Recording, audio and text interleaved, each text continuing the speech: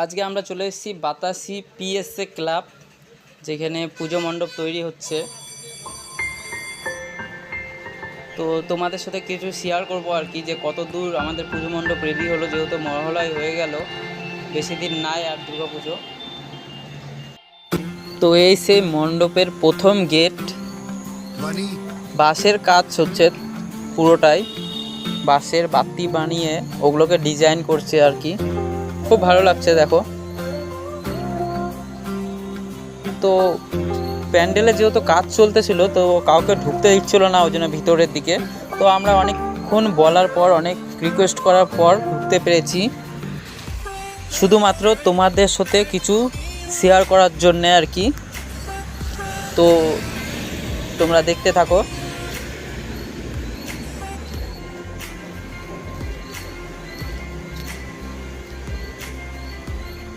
মানে বলার মতন কিছু না, একদম জাস্ট অসাম লাগছে দেখতে।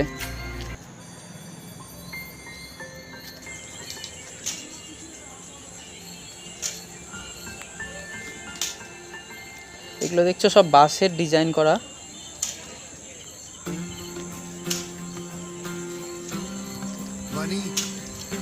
আমরা মূল প্যান্ডেলের দিকে ঢুকছি আর কি এখন, যেখানে প্রতিমা রাখবে। এই যে হাতের ডিজাইন করা। তো সামনে ঢুকতেই মাঝখানটাতে দেখতে পাচ্ছ তোমরা ঝাড় রেখেছে, লতা পাতার ঝাড় ওপর থেকে পড়ছে।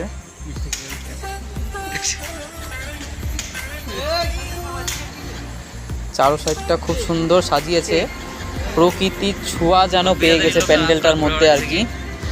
দিন করে বলে ঘুরতে দেয় না।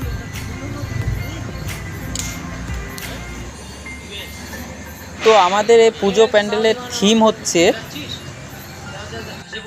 সবুজে ধরিত্রী।